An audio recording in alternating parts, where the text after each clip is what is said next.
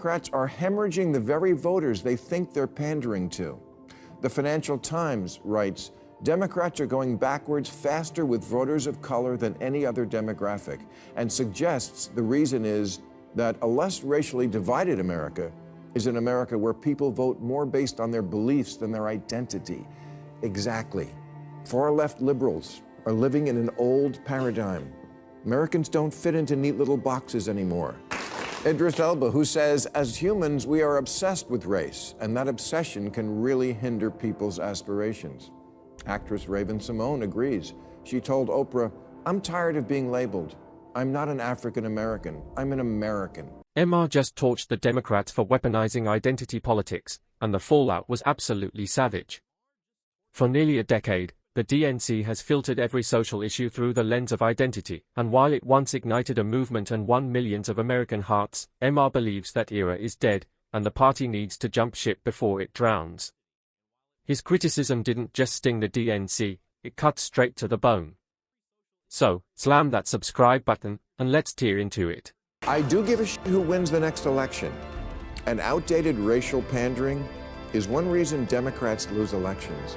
When Chuck Schumer and Nancy Pelosi put on kente cloth, I don't think it earned them one vote for their powerful emotional ties to Ghana.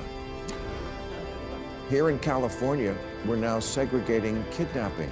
Really, California doesn't just have Amber Alerts for missing children.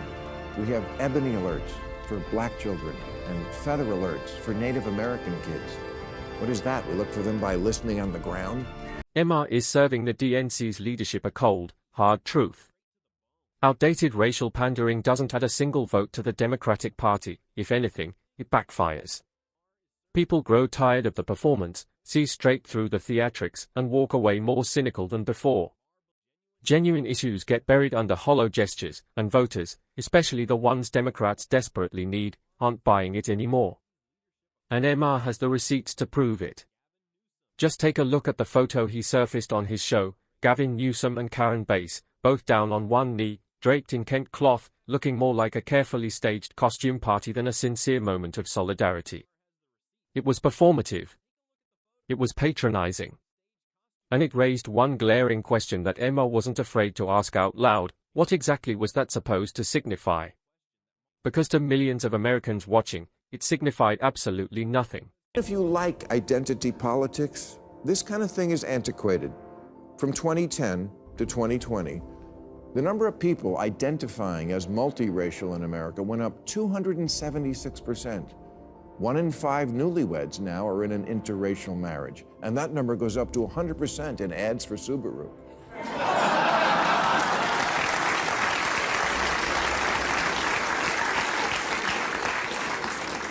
You couldn't do a remake of Guess Who's Coming to Dinner today because almost 100% of Americans approve of interracial marriage, especially with rich in-laws. And 95% of white women would leave their husband to marry Idris Elba. And that's precisely where Maher says parts of America stand today, and it tells you everything. Not too long ago, interracial marriage was deeply controversial, openly opposed by a significant portion of the American population.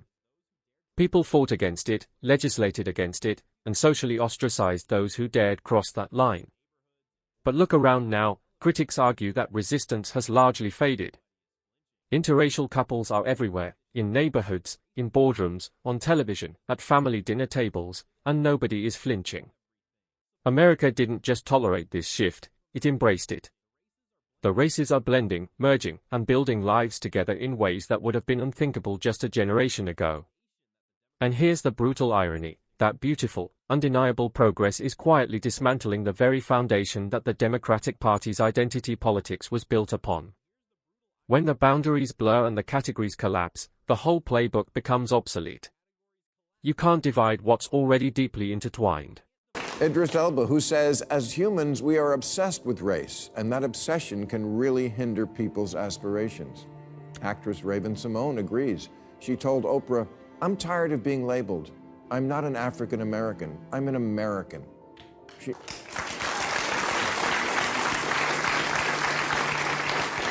She says, I don't know what country in Africa I'm from. My roots are in Louisiana. And that's an uncomfortable truth that nobody wants to say out loud, but somebody has to. Many African Americans cannot easily trace their roots to a specific region, tribe, or nation in Africa. Centuries of forced displacement, broken records, and deliberate erasure made sure of that.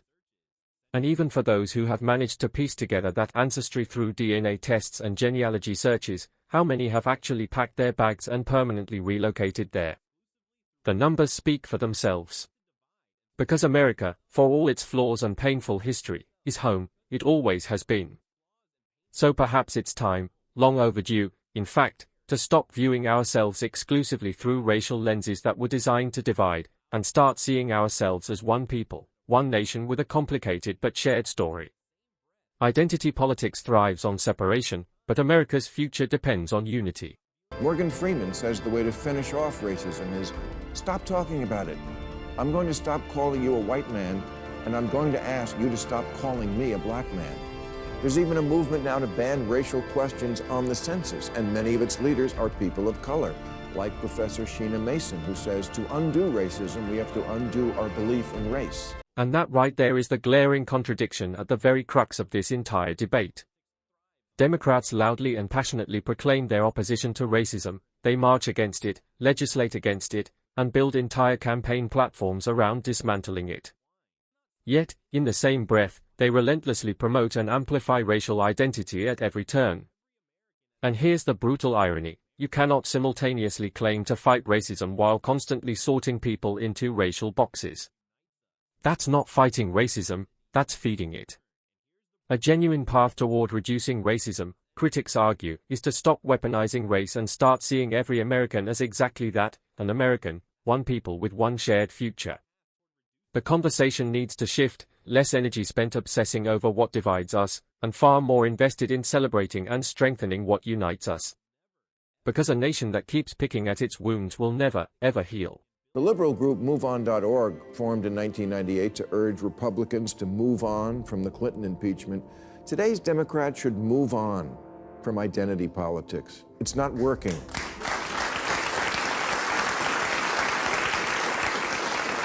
It's not working for them or for us. Democrats are hemorrhaging the very voters they think they're pandering to. The Financial Times writes, Democrats are going backwards faster with voters of color than any other demographic, and suggests the reason is that a less racially divided America is an America where people vote more based on their beliefs than their identity. And the data suggests the American voter has evolved. Today, many voters aren't stepping into that booth thinking about the color of a candidate's skin. Those days are fading fast. What drives them now is far more personal, far more urgent. They are voting for the candidate who speaks directly to their kitchen table concerns: the soaring cost of living, crumbling healthcare systems, job security, public safety, and the future their children will inherit. These are the issues that keep Americans up at night. These are the conversations happening in diners, barbershops, church halls, and living rooms across the country. And if the Democratic Party is serious about reclaiming its footing and rebuilding genuine trust with the American people, the playbook needs a complete overhaul, immediately. Ditch the racial pandering, abandon the identity theater, and start campaigning ferociously on the real, pressing issues that actually move people's lives forward. If the thought leaders in the Democratic Party keep encouraging and not rebuking the idea that America is cringe and the people who run Gaza are great, the Democrats are doomed. Alyssa Slotkin's right. Liberals are weak and woke, especially the white ones, and they indulge all sorts of nonsense from their kids, a pattern that then continues on in the Democratic Party. Last election, it was all the gender stuff, the insistence that men can have babies and such, and now I fear that we like the terrorists is the new that. Here's the cold political calculus that Democrats have been running for years, and they've never been shy about it. By placing a premium on racial politics, they secured a reliable voting bloc that kept them competitive in election after election. The strategy was almost surgical: focus on racial groups, craft policies along those lines, speak the language of identity, and watch those communities rally behind the party. For a while, it worked like clockwork. But here's where the wheels are coming off: voters are waking up. Minority communities, particularly Black and Hispanic voters, are increasingly seeing through the transactional nature of this relationship. They are noticing that the promises rarely translate into tangible progress. They feel their struggles are being packaged and used as political currency every 4 years, then quietly shelved until the next election cycle. The very plan that was engineered to deliver votes is now driving them straight into the other camp. This is a serious problem for Democrats. Less than 1 in 4 Democrats under 30 say they're proud to be an American. 54% say they're embarrassed by it. Embarrassed? Like America's your mom picking you up at school? You're embarrassed to be an American? Well, guess what? The feeling's mutual, because you have no perspective. Is America perfect? No, of course not. No country is. Although don't get Tucker Carlson started on Russia. But identity politics isn't the only grenade Democrats keep lobbing at their own feet. There's another deeply damaging pattern that Maher, and many others, have called out with equal intensity: the left's troubling tendency, critics argue, to openly disdain the very country they are asking people to trust them to lead. It's a phenomenon that becomes especially pronounced, almost theatrical, the moment they lose power. Suddenly, America is framed as irredeemable. Every flaw is amplified, every achievement dismissed, and other nations, even those facing serious challenges, are sometimes romanticized and held up as superior alternatives. It's a posture that baffles many ordinary Americans who, despite the country's very real imperfections, still believe deeply in its promise and potential. You can't easily inspire a nation you appear to resent. You can't lead a people whose pride you constantly undermine. And voters, quietly but decisively, are taking note. Mobilize the Intifada is the catchphrase that's really catching on these days, as if worldwide suicide bombing and cosplaying Islamic revolutionaries is the answer to our problems. At an AOC Bernie Sanders rally in Idaho last month, someone threw a Palestinian flag over an American flag, and the crowd erupted in approval. What should have happened after that is one of the adults on stage should have told their young, loyal followers, this is not a symbol of freedom. This is. And let's be absolutely clear about something: nobody is claiming America is perfect. It isn't, it never has been. But here is what America is. It is a country that enshrines your rights in a document powerful enough to hold governments accountable. It protects your freedoms, defends your dignity, and gives you opportunities to build a better life, regardless of where you started, and you can't say that about many other countries around the world. In countless nations across the globe, those freedoms aren't guaranteed, they are a privilege, or worse, a fantasy. Even Democrats, critics argue, know this undeniable truth deep down, where rhetoric can't reach. Because here's the most telling detail of all: they criticize America relentlessly, highlight its failures, and, at times, talk about leaving every election cycle, yet they remain, continuing to live within and benefit from the freedoms this imperfect but enduring nation provides. Exactly. Far-left liberals are living in an old paradigm. Americans don't fit into neat little boxes anymore. Who has the #1 country song right now? Beyoncé.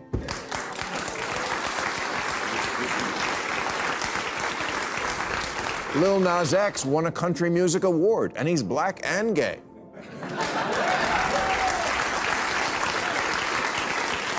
And a brand ambassador for the waspiest purse in America, Coach. The biggest new star in country is Jelly Roll, who was a drug dealer, then a prisoner, then a rapper, and then a face-tatted country music star. Not to mention a giant middle finger to the idea of staying in your own lane. No.